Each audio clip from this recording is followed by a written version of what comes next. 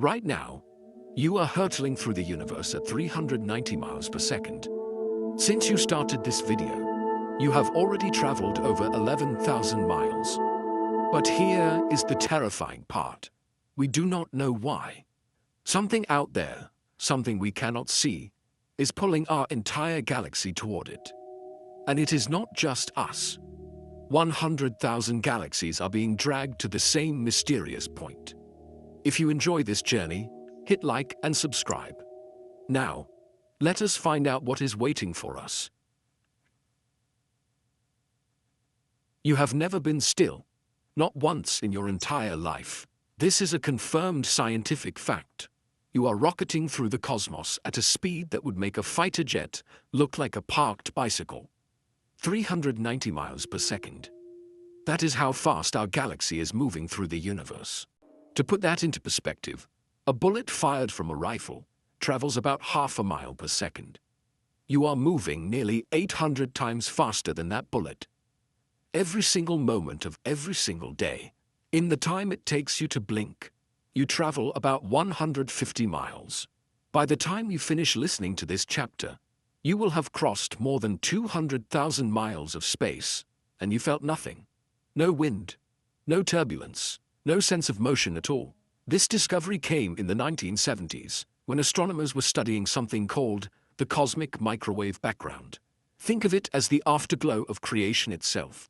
When the universe was born nearly 14 billion years ago, it released a flash of light. That light has been traveling through space ever since, stretching and cooling as the universe expanded. Today, it fills every corner of existence as a faint microwave glow. Scientists expected this glow to look the same in every direction. After all, the universe should be uniform on large scales. But when they measured it carefully, they found something strange. The light was slightly bluer in one direction and slightly redder in the opposite direction. This is called the Doppler effect. You experience it every time an ambulance passes you on the street. As it approaches, the siren sounds higher. As it moves away, the siren sounds lower. Light works the same way. When you move toward a source of light, it shifts blue. When you move away, it shifts red. The pattern in the cosmic microwave background told scientists something remarkable. Our entire galaxy was moving fast, and in a very specific direction. At first, this seemed perfectly normal. The universe is expanding, after all. Everything is moving away from everything else. Scientists call this the Hubble flow, named after the astronomer Edwin Hubble, who first discovered it. Surely our movement was just part of this cosmic expansion. But when they did the calculations, something did not add up. Yes, the expansion of the universe explained part of our velocity. And yes, the gravitational pull from nearby galaxies like Andromeda explained a little more. But there was still a huge chunk of our speed that could not be accounted for. We were moving too fast. And we were moving in a direction that made no sense. Something else was out there. Something we could not see. Something massive enough to drag our entire galaxy off course. The scientists checked their numbers again and again. The result was always the same. We were being pulled towards something. But what could possibly be powerful enough to move an entire galaxy? The answer would take decades to uncover. And when it finally came, it raised even more terrifying questions. To understand what scientists found, you first need to understand how they found it. The cosmic microwave background is not just old light. It is the oldest light in existence. The very first photons that were ever able to travel freely through space. Here is what happened. In the first few 100,000 years after the universe was born, everything was chaos. The cosmos was so hot and so dense that light could not travel anywhere. Photons would burst into existence and immediately slam into particles of matter, getting absorbed or scattered before they could move even a short distance. The universe was opaque, like trying to see through thick fog. Then something changed. As the universe expanded, it cooled. Eventually, about 380,000 years after the beginning, the temperature dropped enough for atoms to fall. Suddenly, there was space between particles. Suddenly, light could travel. In that moment, the universe became transparent, and the light that was released in that instant has been traveling ever since. For nearly 14 billion years, those ancient photons have been crossing the void, stretching as space itself expanded, cooling from a blinding white glow to an invisible microwave whisper. When scientists first detected this radiation in 1965, it was one of the most important discoveries in the history of astronomy. It confirmed that the universe had a beginning. It proved the Big Bang theory was correct, and it gave us a snapshot of what the cosmos looked like when it was just an infant. But the cosmic microwave background held another secret, one that would not be fully understood for years. When astronomers mapped this ancient light across the entire sky, they expected to find perfect uniformity. The early universe should have been smooth, with the same temperature everywhere. Instead, they found tiny variations. Some patches of the sky were slightly warmer, some were slightly cooler. The differences were incredibly small, just a few millionths of a degree, but they were real. These fluctuations would later prove to be the seeds of everything we see today. The slightly denser regions would eventually collapse under gravity, forming galaxies, stars, and planets. The slightly emptier regions would become the vast voids between cosmic structures. But there was another pattern hidden in the data, a much larger one. When scientists looked at the overall temperature of the cosmic microwave background, they noticed that one half of the sky was consistently warmer than the other half. This was not a random fluctuation. This was evidence of motion. Our galaxy was plowing through this ancient sea of light at tremendous speed, and the direction of that motion pointed toward a specific patch of sky, a region in the constellation Centaurus. Something in that direction was calling to us. Something with enough gravitational power to influence the motion of our entire galaxy across hundreds of millions of light years. Scientists had detected a monster. Now they needed to figure out what it was. Let us pause for a moment to truly grasp what this velocity means for you personally. 390 miles per second sounds abstract. It is just a number. Your brain hears it and files it away, without really processing the enormity of what it represents. So let me make it concrete. If you have been listening to this video for about 30 seconds, you have already traveled roughly 12,000 miles through space. That is nearly halfway around the Earth. By the time you finish this single chapter, you will have crossed more than 230,000 miles. That is almost the distance from Earth to the Moon. You did not feel any of it. You cannot feel any of it.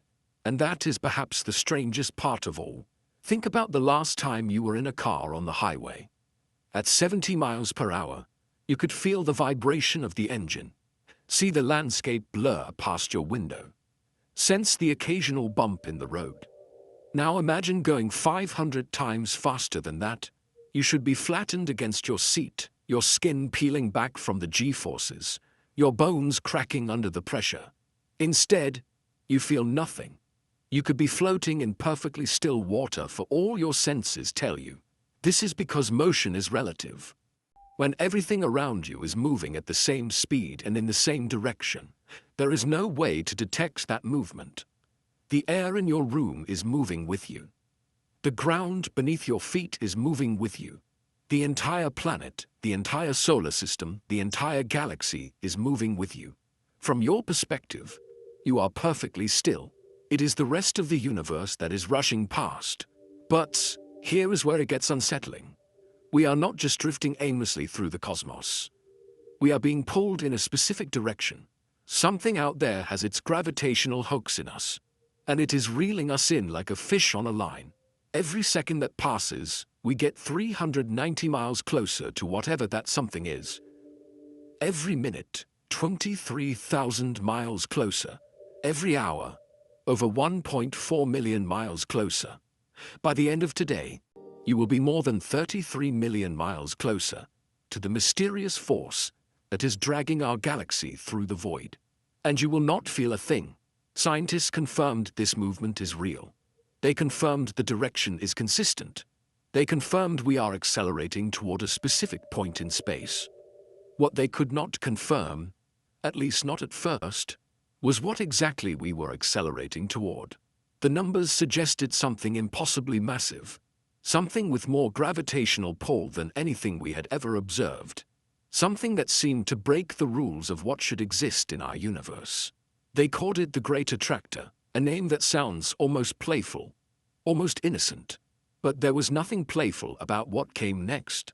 Scientists are comfortable with uncertainty. They expect it. The universe is vast and complex, and there will always be things we do not understand. But there is a difference between not understanding something and having your understanding actively contradicted by the evidence. That is what happened with the Great Attractor. When astronomers first calculated our galaxy's velocity, they assumed it would be easy to explain. The universe is full of gravitational influences. After all, nearby galaxies pull on us. Distant galaxy clusters pull on us. The overall expansion of space affects our motion. Add it all up, and you should get a number that matches what we observe. Except the numbers did not match. Not even close. The Milky Way is part of what astronomers call the local group. This is a collection of about 40 galaxies bound together by gravity. With our galaxy and Andromeda being the two largest members, the local group, in turn, is part of a larger structure called the Virgo cluster, which contains over 1,000 galaxies. Scientists could measure the gravitational pull from all of these objects. They knew how massive they were, how far away they were, and how their gravity should affect our motion. When they ran the calculations, they found that these influences could explain some of our velocity, but not all of it. There was a gap, a big one. We were moving hundreds of miles per second faster than the known gravitational sources could account for. This meant one of two things. Either our understanding of gravity was fundamentally wrong, or there was something out there that we had not detected yet. Something massive, something hidden. Most scientists were reluctant to throw out gravity. Einstein's theory of general relativity had been tested countless times and passed every single test. It predicted the motion of planets with extraordinary precision. It explained the bending of light around massive objects. It even predicted the existence of black holes decades before we observed them directly. So if gravity was not the problem, then the mass had to be real. There had to be something out there, something in the direction of the constellation Centaurus, that contained enough mass to yank our entire galaxy off its expected course.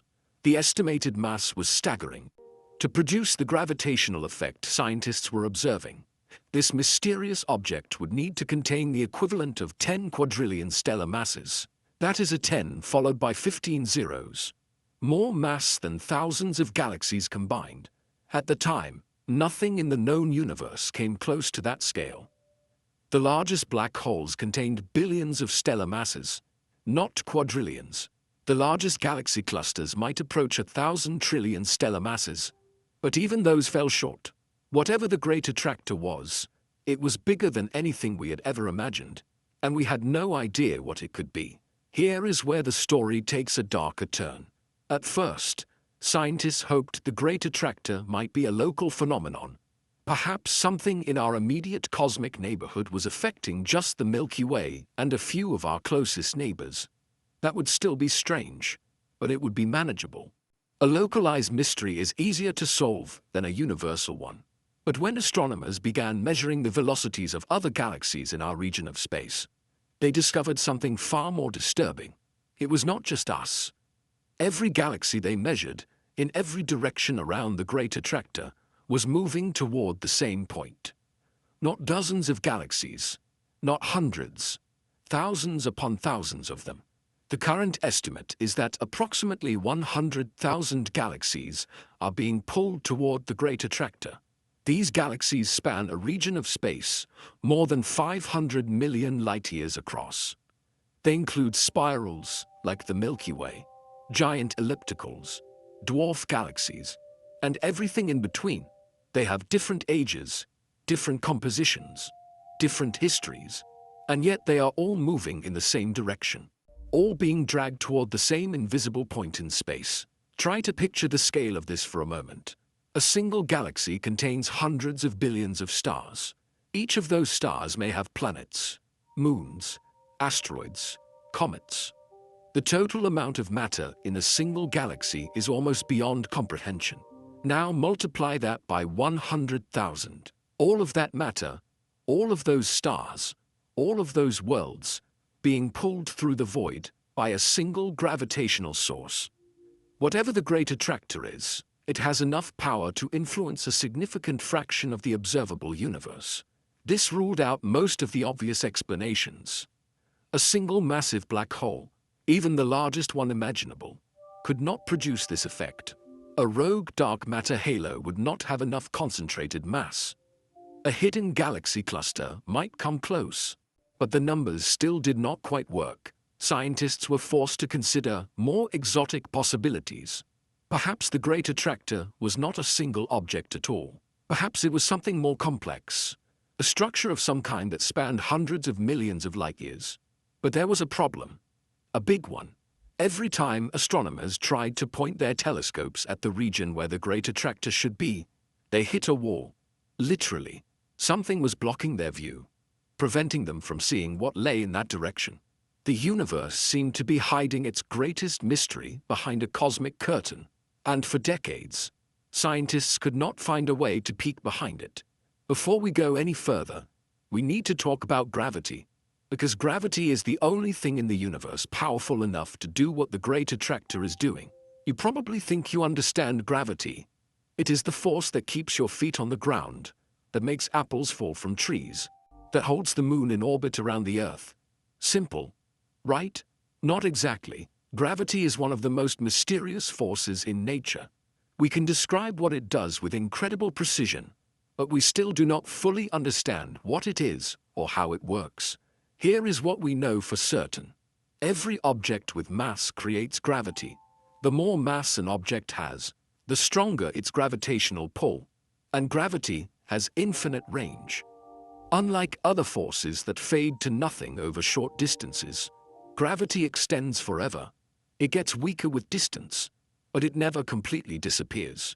This means that every object in the universe is gravitationally connected to every other object. Right now, as you listen to this, you are being pulled ever so slightly by the gravity of distant stars, faraway galaxies, and cosmic structures billions of light years away. The pull is unimaginably weak, far too small to measure or feel, but it exists. When we scale up to galaxies, gravity becomes the dominant force shaping the cosmos. Galaxies do not just drift through space randomly. They follow the gravitational contours of the universe, flowing like water down a hillside toward regions of higher mass. Think of space as a vast rubber sheet. Every object with mass creates a dimple in that sheet. Small objects make small dimples. Massive objects make deep craters. Everything on the sheet naturally rolls toward the deepest points, following the curved surface created by mass. The great attractor is the deepest crater in our corner of the universe. A gravitational well so profound that it pulls on everything within hundreds of millions of light years. But here is the terrifying part. Gravity does not just pull. It also tells us something about what is doing the pulling. The strength of a gravitational field is directly proportional to the amount of mass creating it. So, when scientists measured how strongly the great attractor was pulling on surrounding galaxies, they could calculate how much mass it must contain. The answer was 10 quadrillion stellar masses. That is more than 50,000 Milky Way galaxies combined. More mass in one place than scientists thought possible. Something that massive should be easy to see. It should be blazing with the light of trillions of stars. It should dominate the night sky in its direction. And yet, when astronomers looked, they saw nothing. The great attractor was a gravitational giant hiding in plain sight. And the reason for its invisibility was about to make the mystery even stranger. Imagine trying to study a distant mountain range while standing in the middle of a dense fog. You know the mountains are there. You can feel the wind coming off their slopes. But no matter how hard you strain your eyes, you cannot see them through the haze. That is exactly the problem astronomers faced when trying to observe the great attractor. Our galaxy, the Milky Way, is a spiral structure roughly 100,000 light-years across. Most of its 400 billion stars are concentrated along a flat plane. forming the distinctive band of light we see stretching across the night sky. This plane also contains vast clouds of interstellar dust and gas, the raw materials from which new stars are born. This dust is a problem, a big one. When we try to look out into deep space through the plane of our own galaxy, all that dust and gas gets in the way. It absorbs and scatters visible light, making it impossible to see what lies beyond. It is like trying to look through a frosted window. The glass is there, but everything on the other side is just a blur. Astronomers call this obscured region the zone of avoidance. It is a band around the sky roughly 20 degrees wide, where we essentially cannot see anything outside our own galaxy using normal telescopes. And it blocks our view of approximately 10% of the entire universe. Guess where the Great Attractor happens to be located? Right in the middle of the zone of avoidance, almost exactly centered in the one part of the sky we cannot see clearly. At first, this seemed like terrible cosmic luck.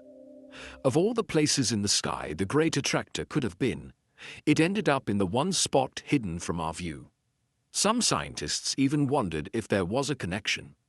Perhaps the same structures that created the dust in our galaxy were related to whatever was causing the Great Attractor. That turned out to be a coincidence. Our galaxy's orientation in space has nothing to do with the large-scale structures beyond it. We just happen to end up in a position where the most massive thing in our neighborhood is blocked by our own cosmic backyard. For decades, this was an insurmountable obstacle. Astronomers could measure the Great Attractor's gravitational effects with precision. They could pinpoint its general direction. They could calculate its approximate distance and mass, but they could not actually see it. It was like knowing exactly where a hidden treasure was buried, but being unable to dig it up. The Great Attractor remained a gravitational ghost, felt but never seen, until scientists found a way to see through the fog. Let us talk more about what is actually blocking our view. Because the details matter, the interstellar medium is not empty space.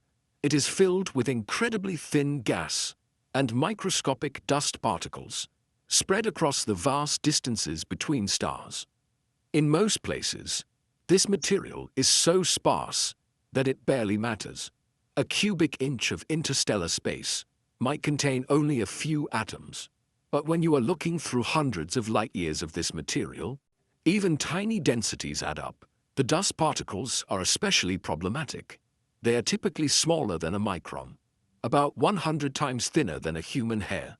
Each individual particle is almost nothing, but trillions upon trillions of them, spread across thousands of light-years, create an effective barrier to visible light. Think of it like looking through a very light fog.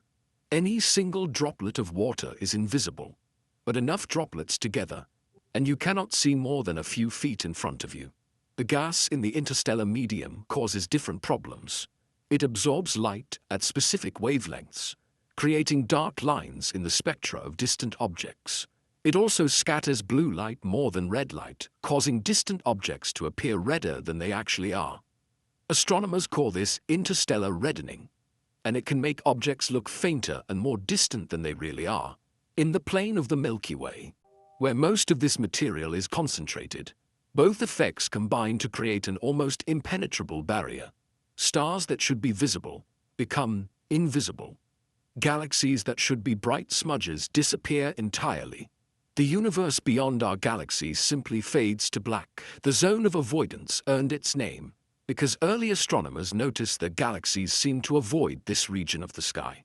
There were fewer galaxies visible near the plane of the Milky Way than anywhere else. Of course, the galaxies were not actually avoiding anything. They were just hidden behind the dust. For the Great Attractor, this created a frustrating paradox.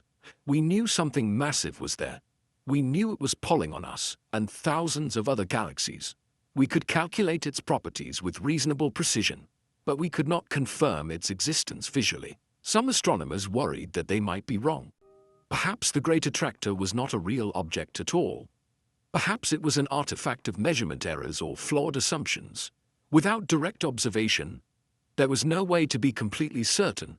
The mystery needed new technology, new ways of seeing, and fortunately, The universe provides more than one kind of light.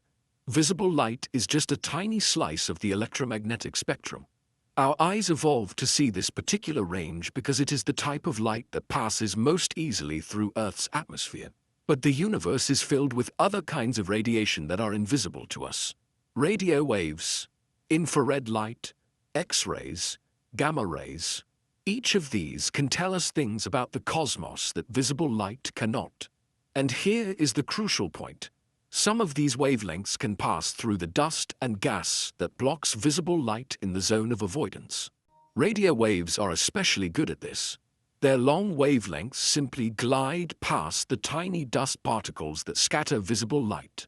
A radio telescope can peer straight through the plane of the Milky Way as if the dust were not even there. Infrared light is also useful, though not quite as effective. Longer infrared wavelengths can penetrate much of the dust, revealing objects that are completely invisible in optical images. The shorter infrared wavelengths still get blocked, but even partial penetration is better than none. Starting in the 1980s, astronomers began systematic surveys of the zone of avoidance using these new technologies. For the first time, they could glimpse what lay beyond our galaxy's dusty veil. The results were extraordinary.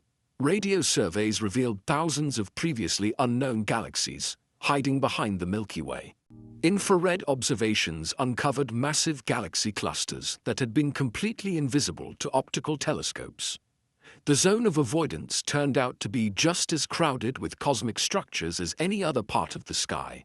And in the direction of the Great Attractor, astronomers found something remarkable. Not a single massive object, as some had expected. Not a giant black hole or a rogue dwarf galaxy. Instead, they found an entire cosmic neighborhood hidden behind the curtain. Thousands of galaxies, all concentrated in a relatively small region of space, all part of massive structures that we had never seen before. The Great Attractor was not hiding because it was small or dim. It was hiding because it was behind us, obscured by our own galaxy's dust. When the veil was finally lifted, scientists realized they had been thinking about the Great Attractor all wrong. It was not a thing. It was not an object you could point to and say, "There it is." The Great Attractor was something much bigger, much more complicated, and much more important to our understanding of the universe. When astronomers finally pierced the zone of avoidance, they expected answers. What they got instead was a whole new set of questions.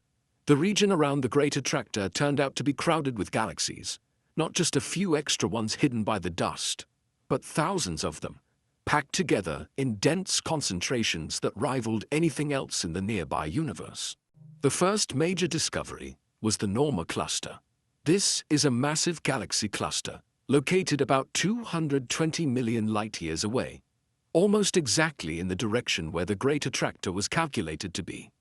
The Norma cluster contains hundreds of galaxies, including several giant ellipticals that dwarf the Milky Way. For a brief moment, scientists thought they had found the answer.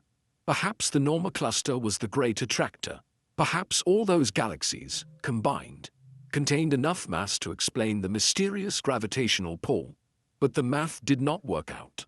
The Norma cluster is massive, certainly. It contains trillions of stellar masses. But that is still nowhere near the 10 quadrillion stellar masses required to explain the Great Attractor's influence. You would need dozens of Norma clusters, all piled on top of each other, to produce that kind of gravitational pull. Further surveys revealed even more structures. The Norma cluster was not alone. It was surrounded by other clusters, other galaxy concentrations, other massive structures, all packed into the same general region of space. Scientists began to suspect that the Great Attractor was not a single object at all. It was not even a single cluster. It was an entire region of space where mass had accumulated over billions of years, creating a gravitational basin that everything else in the neighborhood was flowing toward.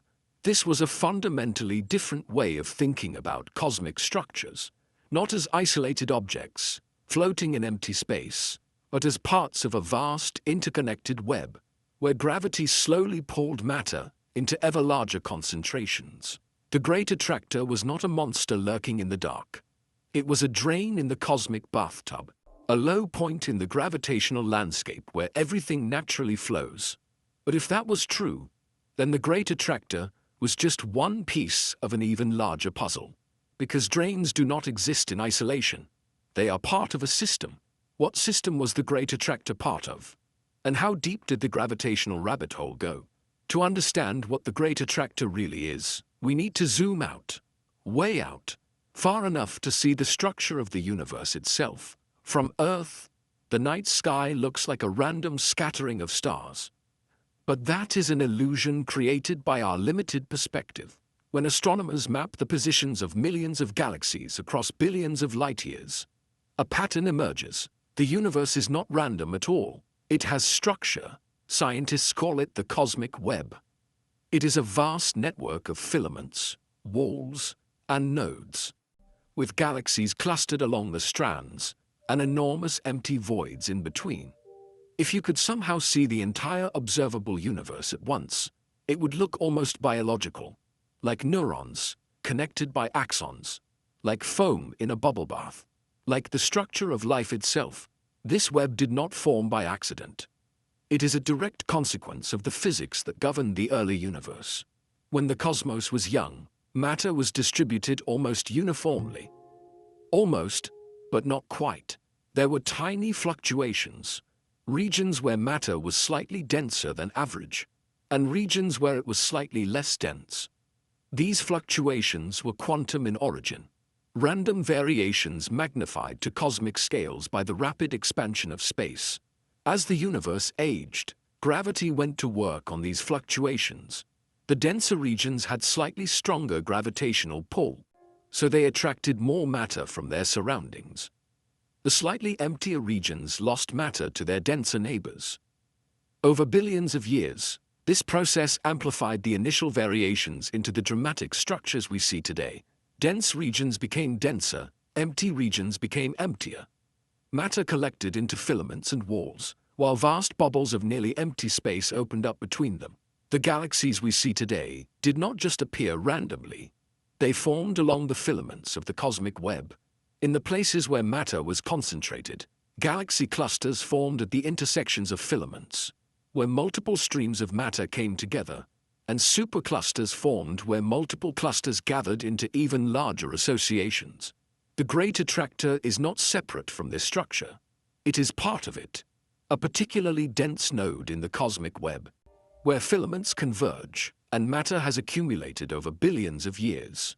Understanding this changes everything about how we think about our place in the universe. We are not just in a galaxy, we are on a strand of the cosmic web, being pulled toward a gravitational basin created by the structure of the universe itself. Let me walk you through the cosmic hierarchy, because it helps explain what the Great Attractor actually is. Start with a single star.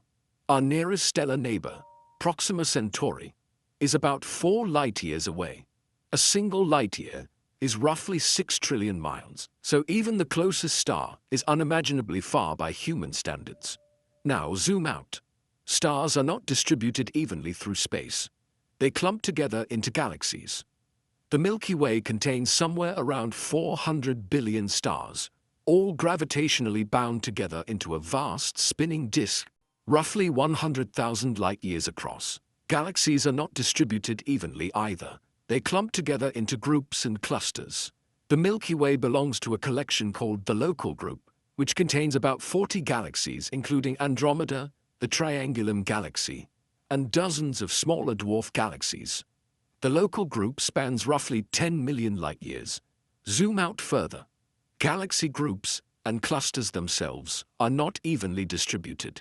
They gather into superclusters, vast associations containing thousands of galaxies, spread across hundreds of millions of light-years. For decades, astronomers thought the Milky Way belonged to something called the Virgo supercluster, a structure about 110 million light-years across, containing at least 100 galaxy groups and clusters. But even superclusters are not the end of the hierarchy. In 2014, astronomers announced the discovery of an even larger structure. They called it Laniakea, a Hawaiian word meaning immense heaven. And it redefined our understanding of where we live in the cosmos. Laniakea is not just a supercluster. It is a supercluster of superclusters. A vast basin of gravitational attraction, containing over 100,000 galaxies, spread across 520 million light-years. The Virgo supercluster, which we once thought was our cosmic home, turned out to be just one branch of this much larger structure. And here is the key point. The center of Laniakea, the gravitational focus point toward which all of its galaxies are flowing, is located in exactly the same place astronomers had identified as the Great Attractor. The Great Attractor was not a mystery object waiting to be discovered. It was the heart of our cosmic home. The center of a structure so vast that we could not even see its full extent until we developed the technology to map the universe in 3 dimensions. The mystery was solved, but the implications were only beginning. Laniakea changed our understanding of where we are in the universe. Before its discovery, astronomers thought of cosmic structures as fairly static. Galaxies belong to groups. Groups belong to clusters. Clusters belong to superclusters. Each level of the hierarchy was defined by gravitational binding objects held together by their mutual attraction. But Laniakea is different. It is not bound together in the traditional sense. The galaxies within it are not orbiting a common center. They are flowing toward a common center. Think of it like a watershed. When rain falls on a mountain range, the water does not stay where it lands. It flows downhill, following the contours of the terrain, eventually collecting in rivers and lakes at the lowest points. Different drops of rain might land miles apart, but if they are on the same side of the mountain, they will end up in the same river system. Laniakea is a cosmic watershed. The galaxies within it are like raindrops, flowing along the gravitational contours of space toward the lowest point in the landscape. That lowest point, that gravitational drain, is what we call the Great Attractor. The boundaries of Laniakea are defined by this flow. Astronomers mapped the velocities of thousands of galaxies and identified where the flows diverged. Galaxies on one side of the boundary flow toward the Great Attractor. Galaxies on the other side flow toward different attractors, different gravitational basins with their own centers. This was a revolutionary way of thinking about cosmic structure. Instead of defining superclusters by what galaxies are bound together, scientists could define them by how galaxies are moving. The cosmic web was not just a static structure. It was a dynamic one, with rivers of galaxies flowing through it like currents in an ocean. Our galaxy, the Milky Way, is part of this flow.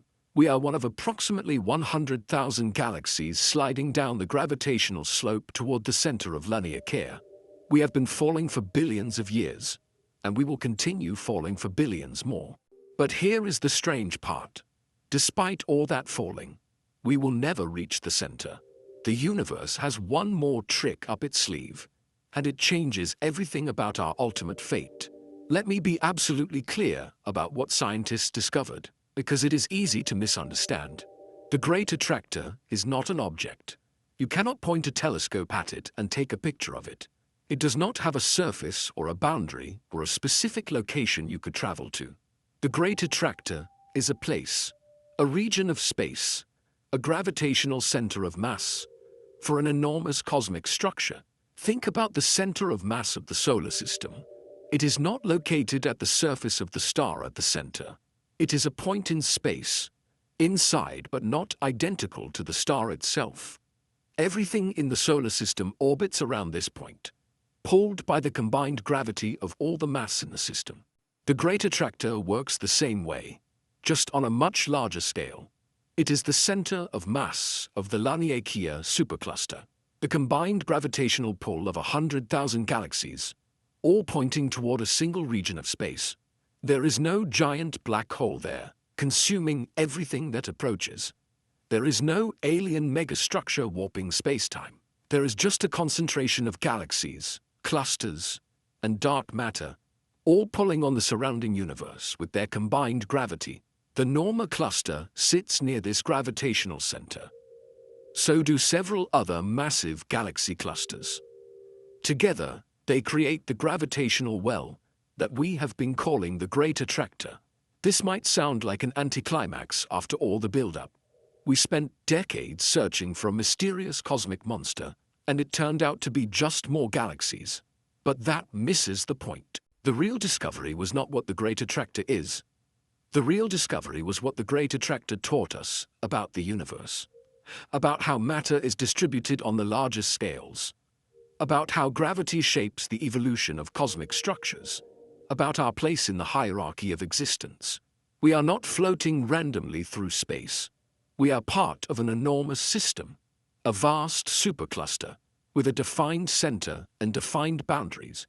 We are flowing toward that center along with 100,000 other galaxies. The Great Attractor was never a monster waiting to devour us. It was a signpost pointing toward our cosmic home. And yet, there is one final twist to this story. One last mystery that makes everything more complicated. 10 quadrillion stellar masses. That is the estimated mass of the Great Attractor. The combined gravitational influence pulling 100,000 galaxies toward the center of Laniakea. Let me put that number in perspective. The Milky Way contains roughly 400 billion stars. Many of those stars are smaller than the one at the center of our solar system, and some are larger. But on average, the total mass of our galaxy is roughly 1 to 2 trillion stellar masses when you include dark matter. 10 quadrillion is 10,000 trillion. That means the Great Attractor contains the equivalent of 5,000 to 10,000 Milky Way galaxies. Now, there are about 100,000 galaxies in the Laniakea supercluster. If you add up all their visible mass, you get maybe 500 trillion stellar masses. Impressive, but still far short of 10 quadrillion. Where does the extra mass come from?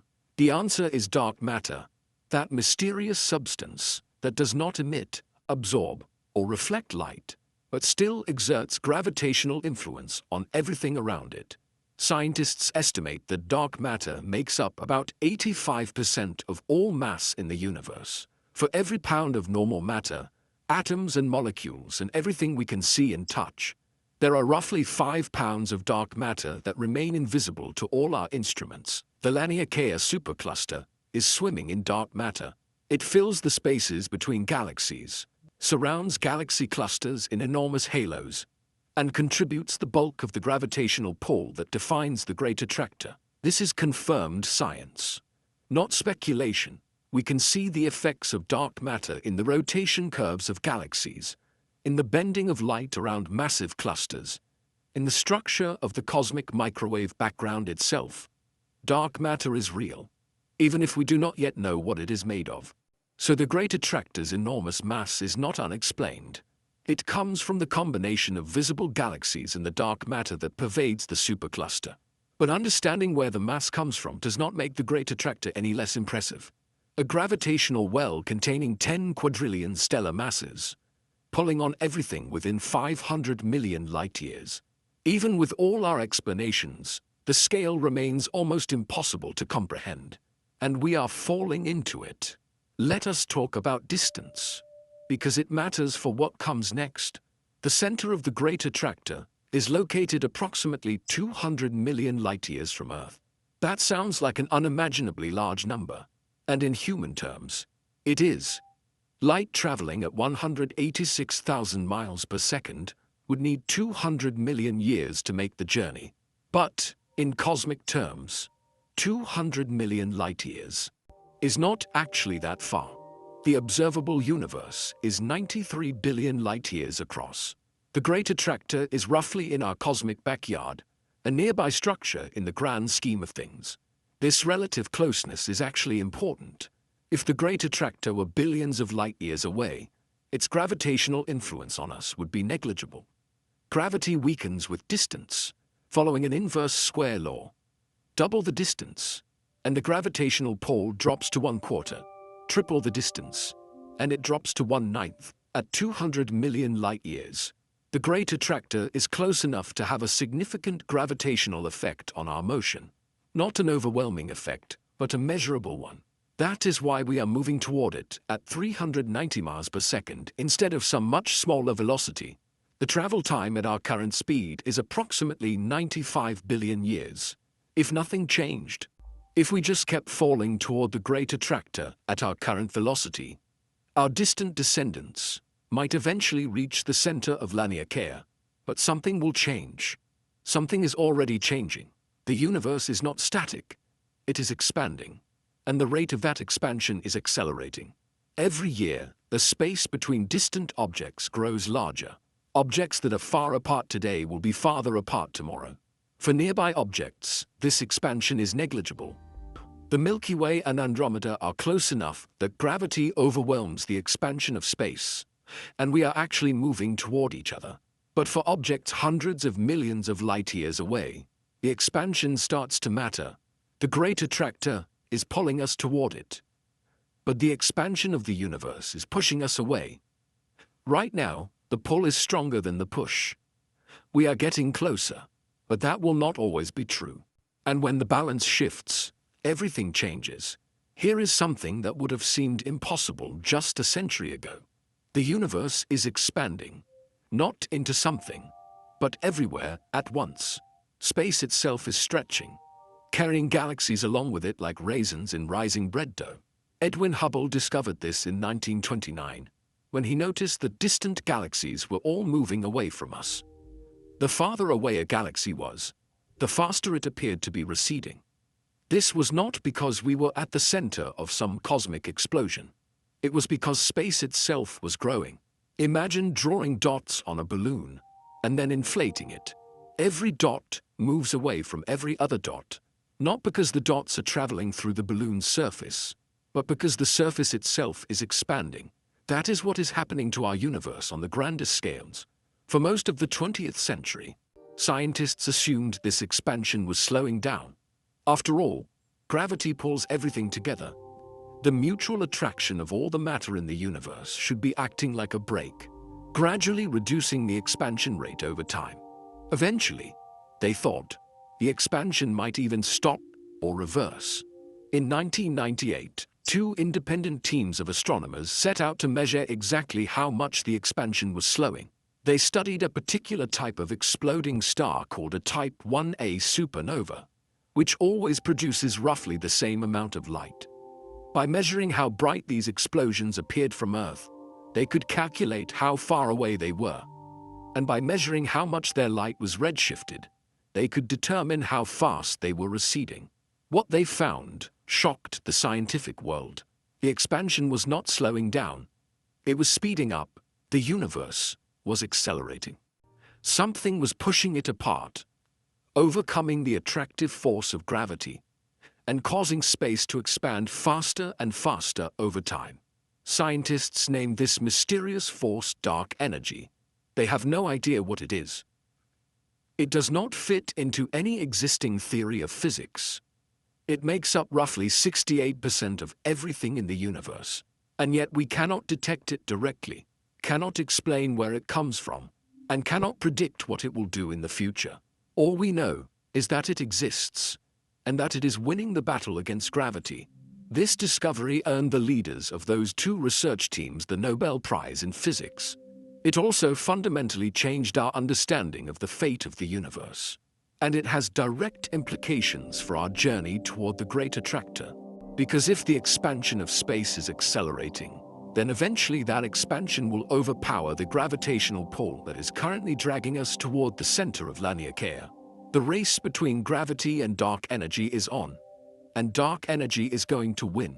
Let me explain exactly what is happening, because the physics here is strange. Right now, we are moving toward the great attractor at 390 miles per second. That velocity is real. It is caused by the gravitational attraction of the mass, concentrated at the center of the Laniakea supercluster. If nothing else were happening, we would continue falling toward that center forever, eventually reaching it in about 95 billion years. But something else is happening. The space between us and the great attractor is expanding. This expansion is subtle, at short distances. Between Earth and the nearest stars, space expands by only a few inches per year. That is far too small to notice or measure. But over larger distances, the effect accumulates. Between us and the great attractor, space is expanding by millions of miles every year. Currently, Our velocity toward the great attractor is greater than the expansion rate of the space between us. We are gaining ground. Every year, we are a little bit closer to the center of Laniakea than we were the year before. But the expansion is accelerating. Every year, space grows a little bit faster than it did the previous year. And at some point in the distant future, the expansion rate will exceed our velocity. The space between us and the great attractor will start growing faster than we can cross it. When that happens, we will start moving backward. Not in any physical sense. We will still be traveling toward the great attractor at tremendous speed. But the space we are traveling through will be stretching faster than we can traverse it. It will be like running on a treadmill that keeps speeding up. No matter how fast you run, you fall further and further behind. This is not science fiction. This is confirmed cosmology, supported by decades of observations and theoretical work. The accelerating expansion of the universe will eventually overcome the gravitational pull of even the largest structures. The great attractor will slip away from us. The center of our supercluster, the place we have been falling toward for billions of years, will recede into the distance, and there is nothing we can do about it. Gravity gave us a destination. Dark energy is taking it away. But the consequences go far beyond missing our appointment with the great attractor, because the accelerating expansion will not just affect our journey to Laniakea, it will affect everything. There is a boundary in the universe that most people have never heard of. Scientists call it the cosmic event horizon, and it represents the ultimate limit of what we can ever observe or reach. The concept is similar to the event horizon of a black hole. Once something crosses a black hole's event horizon, it can never escape. The gravity is too strong, the escape velocity too high. Even light, traveling at the fastest possible speed, cannot outrun the pull. The cosmic event horizon works differently, but the result is the same. It is the distance at which the expansion of space equals the speed of light. Beyond this boundary, objects are receding from us so fast that their light will never reach us. They are not traveling faster than light through space. Space itself is carrying them away at an effective speed greater than light can overcome. Today, the cosmic event horizon is roughly 16 billion light-years away. Objects beyond that distance are effectively cut off from us forever. We will never see them, never visit them, never receive any signal from them. They exist, but they are permanently beyond our reach. And here is the terrifying part. The cosmic event horizon is shrinking. As the expansion of the universe accelerates, more and more objects are crossing beyond the horizon. Galaxies that were once within our observable universe are being swept away, their light stretched to invisibility, their existence erased from our sky. This process is slow. On human timescales, it is imperceptible. But over billions of years, it will transform the universe we see. The Virgo cluster, a nearby concentration of galaxies just 50 million light-years away, will eventually cross the horizon and disappear. So will the great galaxy clusters and superclusters that dot our cosmic neighborhood.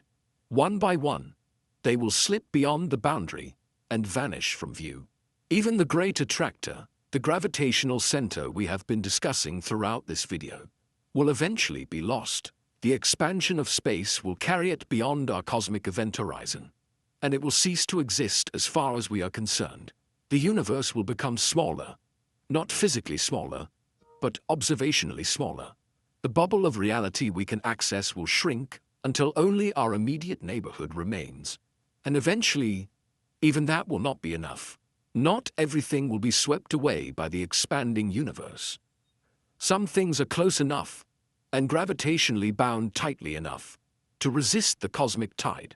The Milky Way and Andromeda are moving toward each other at about 70 miles per second. In roughly 4 billion years, the two galaxies will collide and merge, forming a single enormous elliptical galaxy that some astronomers have nicknamed Milky Way. This collision will happen regardless of the expansion of the universe. The gravitational attraction between the Milky Way and Andromeda is strong enough to overcome the expansion of the relatively small amount of space between them. They are bound together locked in a gravitational embrace that will eventually pull them into one. The same is true for the other galaxies in the local group. About 40 galaxies, including several dozen dwarf galaxies orbiting the Milky Way and Andromeda, are all gravitationally bound to each other. They form a stable system that will persist even as the rest of the universe recedes. This is good news, in a sense. Our descendants, whether human or whatever species might follow us, will have company. They will not be alone in a single isolated galaxy. They will have access to the merged remnants of the entire local group, a collection of hundreds of billions of stars. But that is it. That is all they will have. The Virgo cluster, with its thousands of galaxies, will drift away beyond the cosmic horizon. The Laniakea supercluster, with its 100,000 galaxies, will vanish into the expanding void. The cosmic web, that vast interconnected structure spanning billions of light-years, will fade from view entirely. Future astronomers, billions of years from now, will look up at the night sky and see nothing but the stars of their own local merged galaxy. They will have no evidence that the universe contains anything else. No other galaxies visible, no cosmic structures to map, no hint of the vast web of matter that once filled the observable universe. They might conclude that their galaxy is the entire universe, that nothing exists beyond the stars they can see. And, in a practical sense, they would be right, because everything else will be forever beyond their reach. Picture the night sky as it might appear 100 billion years from now. The familiar constellations are long gone. The individual stars that make up Orion and the Big Dipper exhausted their fuel billions of years ago. In their place is a smooth glow, the combined light of hundreds of billions of stars in the merged Milky Way galaxy. But beyond that glow, there is nothing. Absolute darkness. No distant smudges of light that might be other galaxies. No cosmic microwave background radiation providing a faint warmth to the void. Just endless, empty blackness stretching in every direction. This is not a temporary condition. It is permanent. No matter how long future observers wait, no new light will arrive from beyond the cosmic horizon. The information is gone. The photons that might have told them about other galaxies are stretched to infinite wavelengths, redshifted out of existence by the relentless expansion of space. Future scientists might discover the expansion of the universe through other means. They might notice that the stars in their galaxy are gradually moving apart. They might detect subtle variations in the structure of spacetime, but they will have no way to know what the universe once looked like. No way to know that billions of other galaxies once filled the sky, the cosmic web that we can see today, the vast structures that contain the Great Attractor and the Laniakea supercluster, and countless other wonders, will be completely erased from the observable universe. It will be as though they never existed. This is one of the most unsettling implications of modern cosmology. We happen to live at a special time in the history of the universe. A time when we can still see the large-scale structure of reality. A time when the evidence for the Big Bang is still visible in the cosmic microwave background. A time when other galaxies are still close enough to study. Future civilizations will not have these advantages. They will be cosmologically blind, unable to reconstruct the history or structure of the universe beyond their own isolated island of stars. We are lucky. We are living in the age of discovery, when the universe still reveals its secrets to those who look. But that age will end. Let me bring this back to where we started. You, sitting wherever you are, hurtling through space at 390 miles per second toward a gravitational center you will never reach. The Great Attractor is not going to swallow us. It is not a threat. It is not going to destroy the Earth or disrupt the solar system or cause any problems for human civilization. The timescales involved are so vast that our species will likely be long gone before any of these cosmic dynamics significantly affect our corner of the universe. But that does not mean the Great Attractor is irrelevant. Understanding it teaches us something profound about the nature of existence. We are not floating randomly through an empty void. We are embedded in a structure. We are part of a cosmic flow, a river of galaxies all moving together toward a common destination. Our motion through space is not arbitrary. It has a direction, a purpose, a gravitational logic. The Laniakea supercluster is our home in a way that goes beyond simple location. It defines the gravitational environment we exist in. It shapes the motion of our galaxy. It connects us to 100,000 other galaxies in a vast cosmic family. When ancient humans looked up at the night sky, they saw patterns and invented stories to explain them. They imagined gods and monsters and heroes among the stars. They tried to find meaning in the seemingly random scattering of lights above their heads. Modern astronomy has revealed something even more remarkable than those ancient myths. The universe has real structure, real connections, real flows of matter and energy that span hundreds of millions of light years. We are not observers standing outside this structure. We are participants in it, carried along by forces that were set in motion billions of years before our planet even formed. The Great Attractor is a reminder that we are small, cosmically insignificant, a tiny speck of matter on a tiny planet, orbiting a typical star in an ordinary galaxy in one branch of a vast supercluster. But it is also a reminder that we are part of something much larger than ourselves, connected to the universe in ways we are only beginning to understand. The story does not end with the Great Attractor. It does not even end with the Laniakea supercluster. When astronomers mapped the flows of galaxies in our region of space, they discovered that Laniakea itself is moving. The entire supercluster, all 100,000 galaxies, is being pulled towards something even larger. That something is called the Shapley supercluster, located about 650 million light-years away. It is one of the most massive concentrations of matter in the nearby universe, containing at least 40 galaxy clusters and thousands of individual galaxies. Its gravitational pull extends across hundreds of millions of light-years, influencing the motion of everything in its vicinity, including us. The Great Attractor pulls us toward the center of Laniakea. But the Shapley supercluster pulls Laniakea itself in a specific direction. We are caught in a hierarchy of gravitational influences, like a leaf floating in a stream that is itself flowing into a larger river.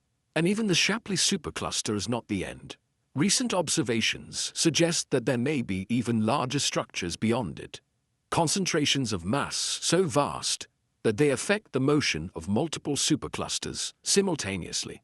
The universe is fractal in its complexity.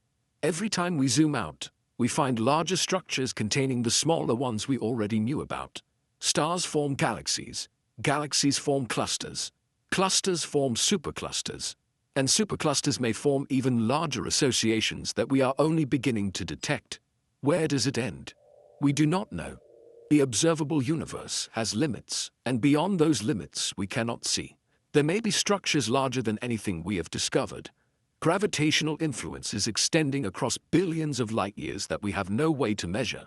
The Great Attractor taught us that we are part of a cosmic flow.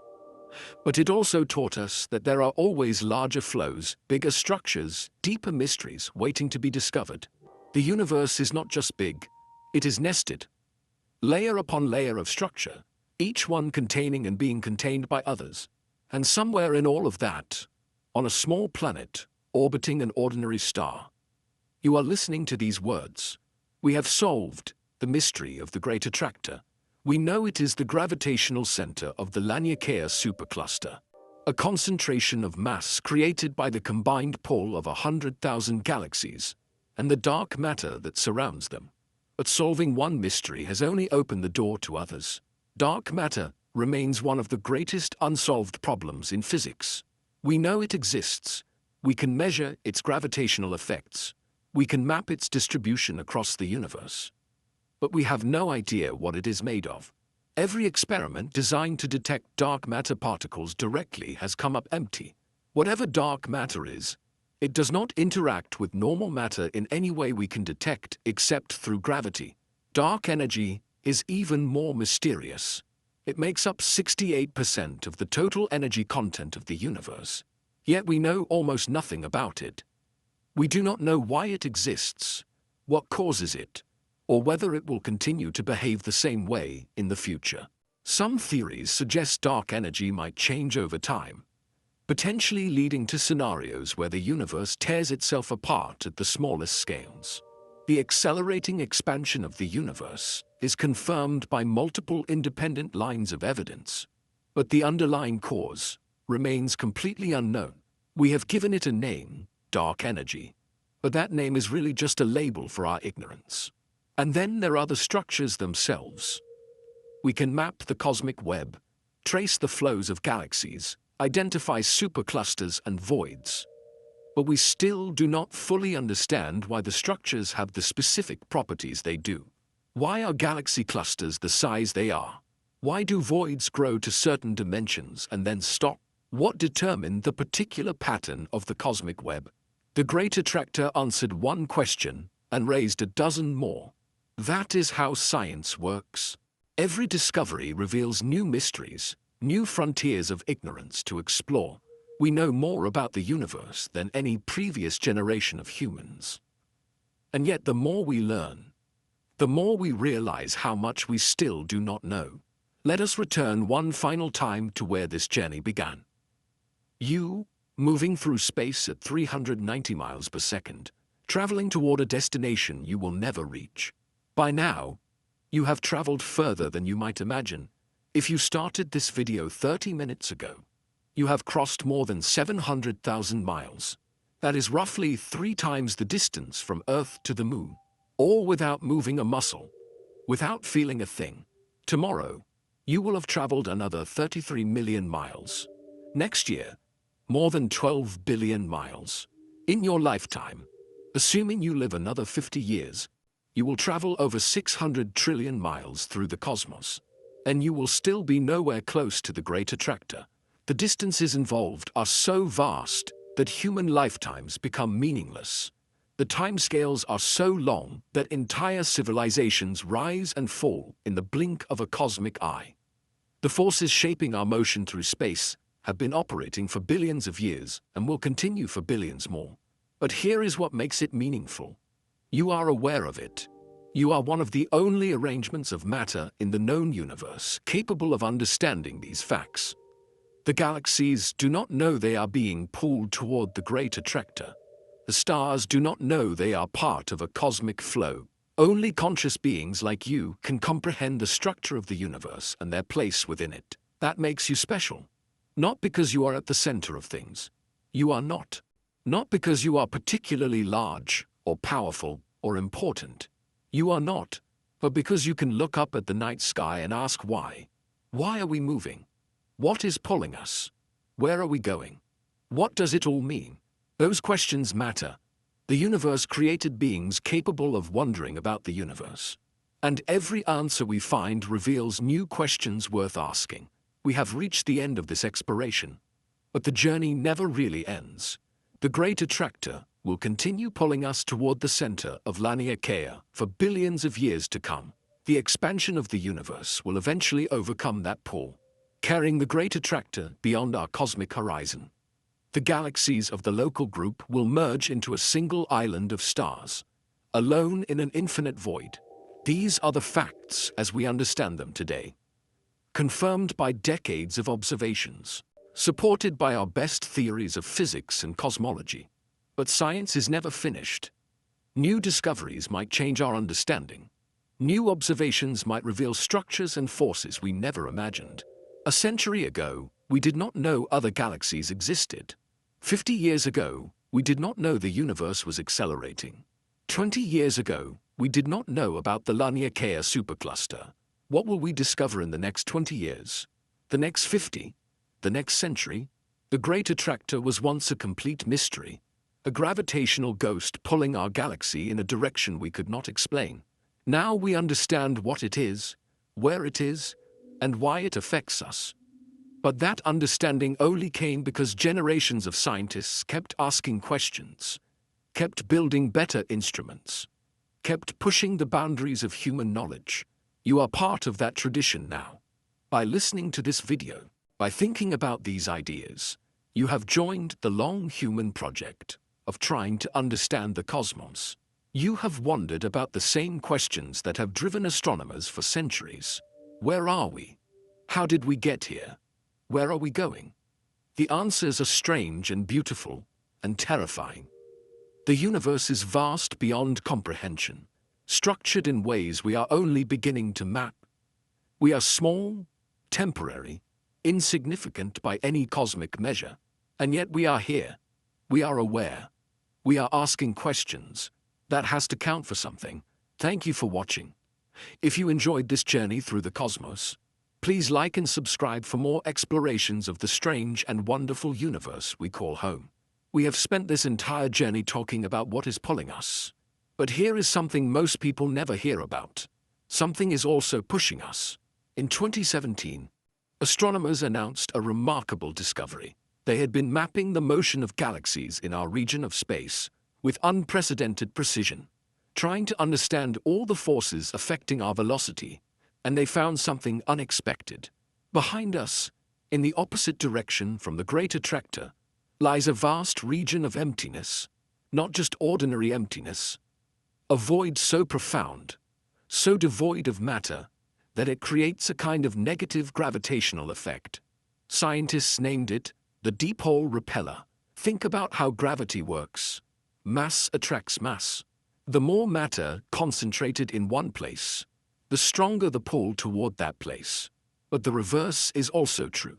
Regions with less matter than average create a relative push away from themselves. Imagine standing on a hillside. Gravity pulls you downward toward the valley. But you could also describe your motion as being pushed away from the hilltop. Both descriptions are mathematically equivalent. The great attractor is the valley we are falling into.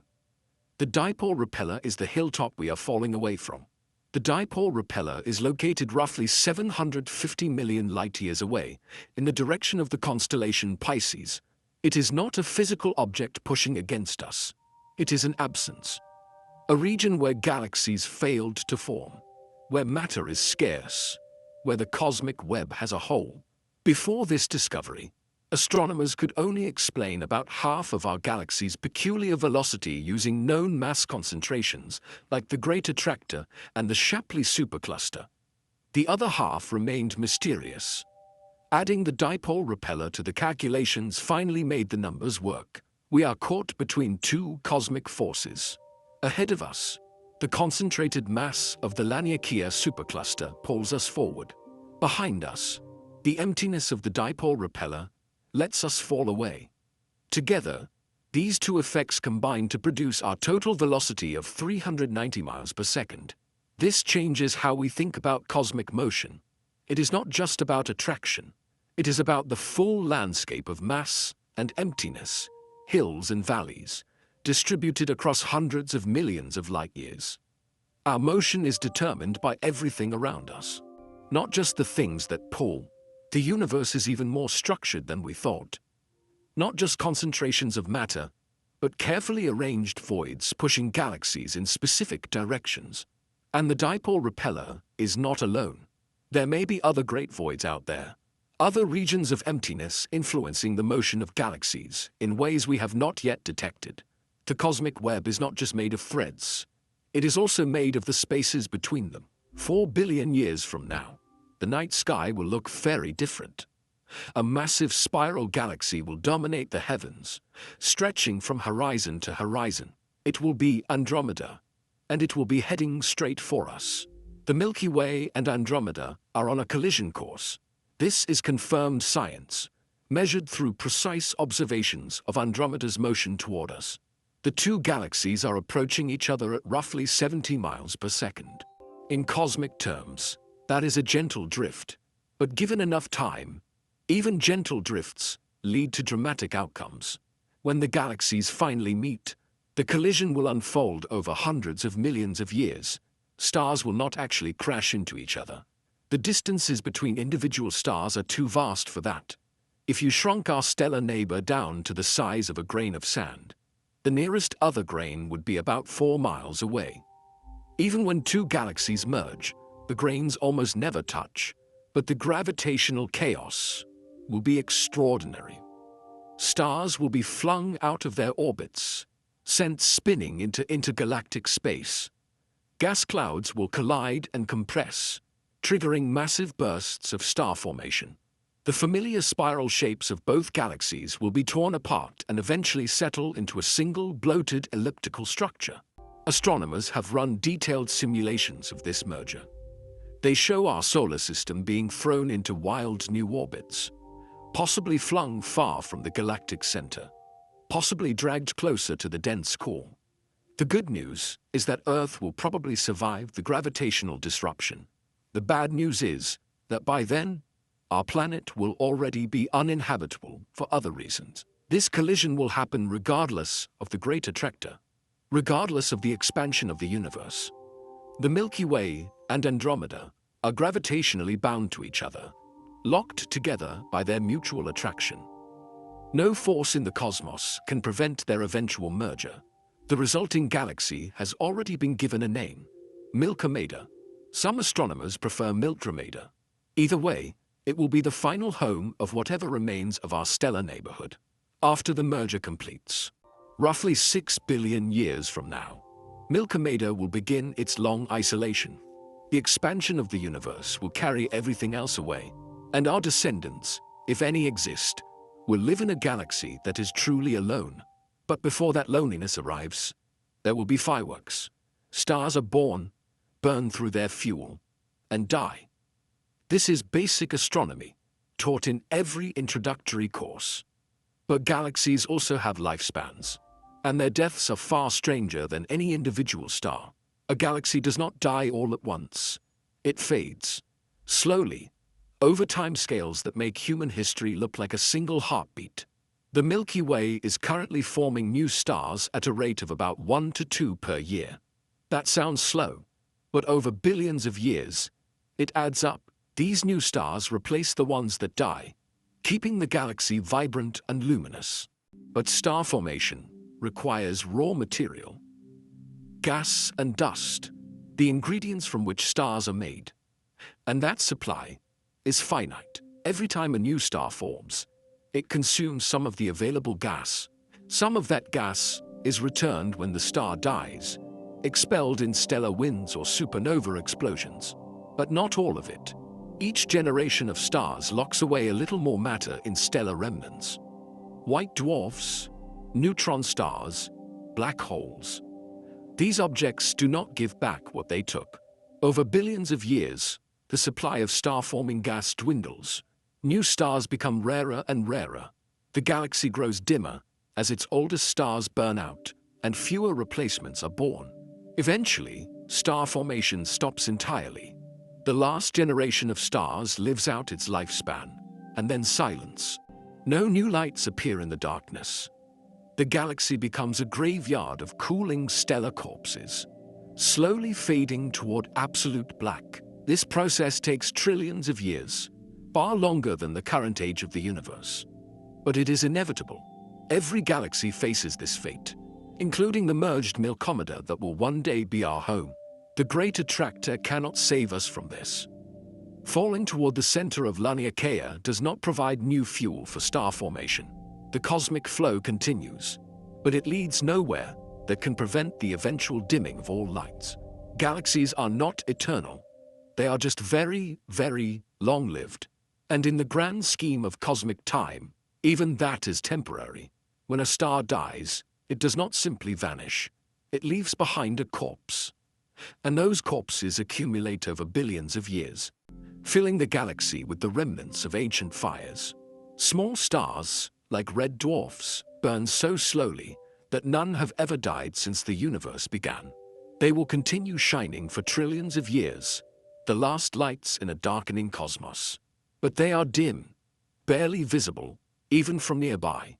Medium-sized stars like the one at the center of our solar system end their lives more dramatically. They swell into red giants, shed their outer layers into beautiful planetary nebulae, and collapse into white dwarfs. These dense stellar remnants are about the size of Earth but contain the mass of an entire star. They glow with residual heat, slowly cooling over billions of years. Massive stars die in explosions, supernovae that outshine entire galaxies for brief moments. What remains depends on the original star's mass. Some leave behind neutron stars, objects so dense that a teaspoon of their material would weigh billions of tons. Others collapse completely into black holes, regions of space-time so warped that nothing can escape. As the universe ages, these remnants accumulate. White dwarfs cool into black dwarfs, invisible spheres of crystallized carbon floating through the void. Neutron stars spin down and go silent. Black holes slowly evaporate through a process called Hawking radiation. Though this takes unimaginably long times, the future universe will be filled with these corpses. Trillions upon trillions of dead stars, drifting through galaxies that no longer produce light. The cosmic flow toward the great attractor will continue. But it will be a flow of darkness, of cold matter, of remnants. This is not science fiction. This is the confirmed trajectory of stellar evolution, extrapolated across cosmic time. The universe had a bright beginning, and it will have a dark ending. The great attractor exists in a universe that is still young, still vibrant, still producing new stars. But that vibrancy is temporary. The lights are going out, slowly, one by one, across billions of years, and nothing can stop it.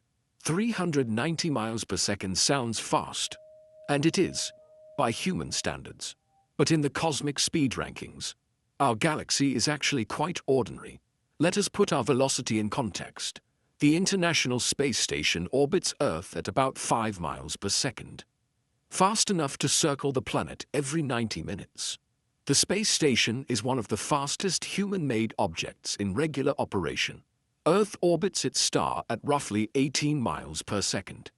That is why we experience seasons, why the constellations shift throughout the year, why the night sky looks different in summer than in winter. Our entire solar system orbits the center of the Milky Way at about 130 miles per second. At that speed, it still takes roughly 230 million years to complete a single orbit. The last time we were at this point in our galactic journey, dinosaurs had not yet evolved. And then there is our motion toward the great attractor, 390 miles per second, carrying us through intergalactic space toward the center of Laniakea. But even that is not the fastest thing in the cosmos. Some galaxies in distant clusters are moving at over 1,000 miles per second relative to their neighbors. Quasars, powered by supermassive black holes, consuming matter at tremendous rates, shoot jets of material at nearly the speed of light, and photons themselves travel at 186,000 miles per second, the universal speed limit that nothing with mass can ever reach. Our 390 miles per second is impressive. But it is a gentle stroll compared to the extremes the universe can produce. What makes our velocity special is not its magnitude. It is what it tells us. Our speed and direction reveal the gravitational landscape around us. They expose the hidden structures pulling on our galaxy. They connect us to a cosmic web that spans hundreds of millions of light years. Speed is information, and our speed is telling us a story about where we are and where we belong. There is another way to detect massive objects in the universe, and it does not require seeing them at all. In 1915, Albert Einstein predicted that massive objects moving through space would create ripples in the fabric of space-time itself. He called them gravitational waves. Like ripples spreading across a pond when you throw in a stone, these waves would propagate outward at the speed of light, carrying information about the events that created them. For a century, gravitational waves remained purely theoretical. They were too weak to detect with any technology we possessed. Einstein himself doubted we would ever observe them directly. Then, in 2015, everything changed. The Laser Interferometer Gravitational Wave Observatory, known as LIGO, detected gravitational waves for the first time. They came from two black holes spiraling into each other over 1 billion light-years away. The collision released more energy than all the stars in the observable universe combined, and some of that energy reached Earth as a tiny ripple in space-time. How tiny? The gravitational waves stretched and compressed the 4-kilometer arms of the LIGO detectors by less than 1/10,000th the width of a proton. That is the most precise measurement ever made by any scientific instrument. Since that first detection, gravitational wave observatories have heard dozens of cosmic collisions, black holes merging with black holes, neutron stars spiraling into each other, perhaps even black holes swallowing neutron stars whole. What does this have to do with the Great Attractor? Gravitational waves open a new window on the universe. They let us detect massive objects that emit no light. They let us map the distribution of black holes and neutron stars across cosmic distances. They give us another tool for understanding the structures that shape our motion through space.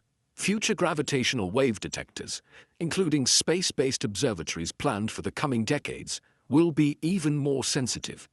They might detect the subtle gravitational hum of supermassive black holes at the centers of distant galaxies. They might map the cosmic web in ways optical telescopes never could. The Great Attractor was discovered through careful measurement of light. But the next great attractors might be found by listening to the vibrations of spacetime itself. The Laniakea supercluster has not always existed. The Great Attractor has not always been pulling galaxies toward its center. There was a time when none of these structures existed at all. In the first few 100 million years after the universe began, there were no galaxies, no stars, no planets, just vast clouds of hydrogen and helium gas, spread almost uniformly across the expanding cosmos. Almost uniformly. That word is crucial. The early universe had tiny variations in density. Some regions had slightly more matter than average. Some had slightly less. These variations were incredibly small, perhaps 1 part in 100,000, barely detectable even with our most sensitive instruments. But gravity amplifies small differences over time. The slightly denser regions had slightly stronger gravitational pull. They attracted matter from their surroundings, growing denser still. The slightly emptier regions lost matter to their neighbors, becoming even emptier. Over millions of years, the differences grew. Over billions of years, they became the structures we see today. The first stars formed in the densest regions. Perhaps 200 million years after the beginning, these stars were giants, hundreds of times more massive than typical stars today, burning through their fuel in just a few million years before exploding as supernovae. The first galaxies coalesced from the gravitational collapse of enormous gas clouds. They were small and irregular at first. Nothing like the elegant spirals and ellipticals we see in the modern universe. But they merged and grew, combining into larger and larger structures. Galaxy groups formed when nearby galaxies became gravitationally bound. Clusters formed when groups merged. Superclusters formed as clusters gathered along the filaments of the emerging cosmic web. The Great Attractor is the product of billions of years of gravitational evolution. A slow accumulation of matter, guided by the initial conditions set in the first moments after the Big Bang. We are falling toward a place that was destined to exist from the very beginning. The seeds of the Great Attractor were planted 14 billion years ago, and we are still watching them grow. The observable universe has a boundary. Not a physical wall or a barrier you could touch, but a limit set by the speed of light and the age of the cosmos. Light travels fast, but it does not travel instantaneously. When you look at a distant object, you are seeing it as it was when the light left it. Look at a star 100 light-years away, and you see it as it was 100 years ago. Look at a galaxy 1 billion light-years away, and you see it as it was 1 billion years ago. The universe is approximately 14 billion years old. This means the most distant light we can possibly see has been traveling for nearly 14 billion years. Anything beyond that distance is invisible to us.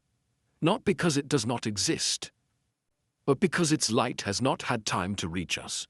The edge of the observable universe is currently about 46 billion light-years away in every direction. Wait, how can that be if the universe is only 14 billion years old? Because the universe has been expanding the entire time. The objects that emitted the most distant light we see were much closer when they emitted it. Since then, the expansion of space has carried them much farther away. This creates a sphere around us, 93 billion light-years in diameter, containing everything we can observe. Beyond that sphere, there is almost certainly more universe, perhaps infinitely more. But we cannot see it, cannot study it, cannot even confirm it exists. The Great Attractor lies comfortably within our observable universe, only 200 million light-years away. We can study it, map it, understand its effects on our motion, but what lies beyond the edge? Are there other great attractors out there, other massive structures pulling on galaxies we will never see? Are there regions of the universe completely different from anything we know? We may never find out. The edge of the observable universe is a permanent horizon, and it is getting closer every day. 100,000 galaxies are being pulled toward the Great Attractor. Each of those galaxies contains hundreds of billions of stars. Many of those stars probably have planets. Some of those planets might support life. Are we alone in this cosmic flow? The numbers suggest otherwise. Even with conservative estimates, there should be billions of potentially habitable planets within the Laniakea supercluster.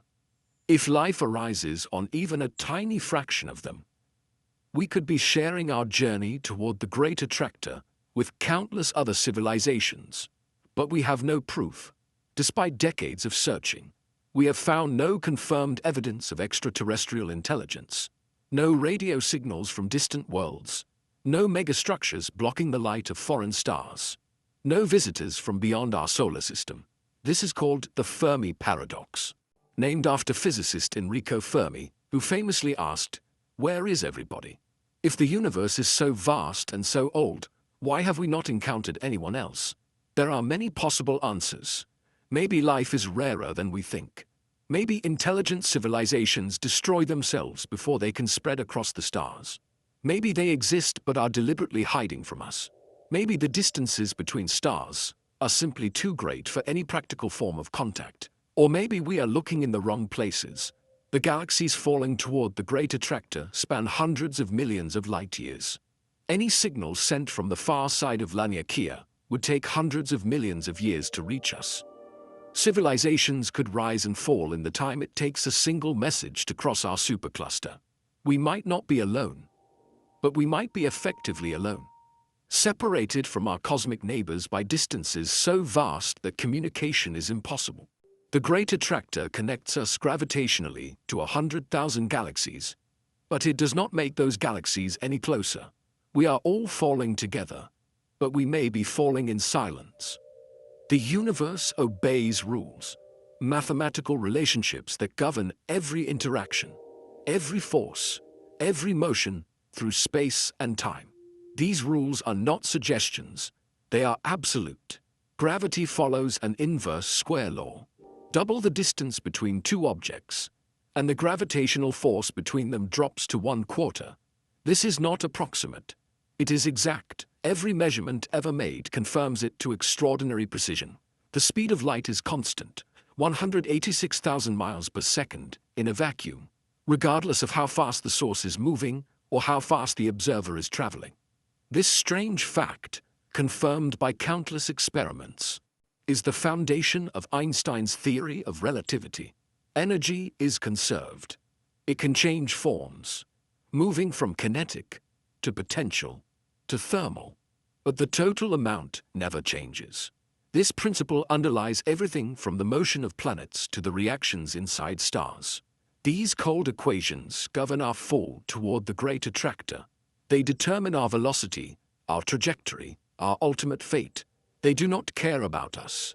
They do not make exceptions. They simply are. Some people find this terrifying. The idea that the universe operates according to impersonal mathematical laws, with no room for miracles or special dispensations, can feel cold and empty. But there is another way to see it. The same equations that govern our motion toward the Great Attractor also allow us to predict that motion. They let us build telescopes and spacecraft. They let us understand the cosmos at a level no previous generation could imagine. The universe may be indifferent to our existence, but it is comprehensible. The same rules apply everywhere, from the smallest particle to the largest supercluster, and because the rules are consistent, we can learn them. The cold equations are not our enemy. They are the language of reality itself, and we are slowly learning to read it. The Laniakea supercluster is enormous, 520 million light-years across, containing 100,000 galaxies, with a mass equivalent to 10 quadrillion stellar masses. It is our cosmic home, the structure that defines our gravitational environment. But Laniakea is not alone. Beyond its boundaries lie other superclusters, other gravitational basins, other flows of galaxies moving toward their own centers of mass. The universe is filled with these structures, packed together like bubbles in foam, each one containing its own web of galaxies and clusters. The Perseus-Pisces supercluster lies in one direction, a massive concentration of galaxies roughly 250 million light-years away. The Coma supercluster lies in another, home to some of the most massive galaxy clusters in the nearby universe. The Hercules supercluster, the Shapley supercluster, the Horologium supercluster, each one a vast island of matter in the cosmic ocean. These superclusters are not randomly scattered. They are arranged along the filaments of the cosmic web, connected by bridges of galaxies and separated by enormous voids. The structure extends in every direction, as far as our telescopes can see, and we are moving relative to all of it. Our velocity toward the great attractor is just one component of our total motion through space. We are also being influenced by the Shapley supercluster, the dipole repeller, and countless other structures near and far. The cosmic flow is not simple. It is the sum of gravitational influences from across the observable universe. Mapping this flow is one of the great challenges of modern cosmology. It requires measuring the positions and velocities of millions of galaxies, then building models that explain how they all fit together. The Great Attractor was just the beginning. There are larger flows, bigger structures, deeper mysteries waiting to be understood. Laniakea is our home. But it is just one neighborhood in an infinite city. Here is a truth that some find disturbing and others find liberating. The universe does not care about us. The Great Attractor is not pulling us towards some cosmic destiny. It is simply gravity, operating according to mathematical laws, completely indifferent to whether anyone notices or not. The expansion of the universe is not punishing us by carrying other galaxies away. It is simply the nature of spacetime, unfolding according to the initial conditions set at the Big Bang. There is no plan, no purpose, no grand design that requires human beings to exist or to understand any of this. The cosmos operated for billions of years before our species evolved. It will continue operating for trillions of years after we are gone. Whether we live or die, thrive or go extinct, the galaxies will keep falling toward their attractors. The stars will keep burning their fuel. The universe will keep expanding. Some people find this depressing. If nothing matters on a cosmic scale, why bother with anything? Why study the universe if it does not care whether we study it or not? But consider the alternative perspective. If the universe does not assign meaning, then we are free to create our own. The fact that we exist at all, that matter organized itself into beings capable of asking questions about the cosmos, is remarkable. It may even be unique. We do not know of any other place in the universe where atoms have arranged themselves into astronomers. The Great Attractor does not care about us, but we care about the Great Attractor. We have spent decades trying to understand it, building instruments to detect it, developing theories to explain it. That curiosity, that drive to understand, is something the universe produced but does not share. Maybe meaning does not come from the cosmos. Maybe it comes from us, and maybe that is enough. We have traveled a long way together, from the discovery of our motion through space, to the mysterious Great Attractor, to the vast structure of the Laniakea supercluster, to the ultimate fate of the universe, in an era of accelerating expansion. Why does any of this matter? It matters because understanding changes us. Learning that we are moving at 390 miles per second changes how we think about our place in the cosmos. Learning that we are part of a supercluster containing 100,000 galaxies changes how we think about scale and significance.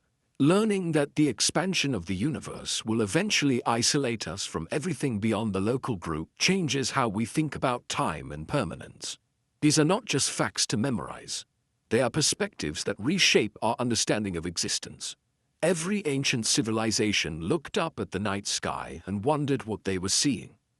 They invented stories about gods and heroes, about creation and destruction, about the meaning of the lights above their heads. Those stories were not true in a scientific sense, but they served a purpose. They helped people make sense of a universe they did not understand. We have better stories now. Stories based on evidence and mathematics, tested against observation and refined over generations. Stories that are not just comforting narratives but actual descriptions of reality. The Great Attractor is one of those stories, a tale of gravity and structure, of cosmic flows and hidden masses, of a universe far larger and stranger than anyone imagined just a century ago. You started this journey sitting still, or so you thought. Now you know you are hurtling through the cosmos at incredible speed, carried by forces set in motion billions of years ago, falling toward a destination you will never reach. You are part of something vast, something ancient, something beautiful, and now you know it. Thank you for taking this journey. If you enjoyed it, please like and subscribe. There are many more mysteries waiting to be explored.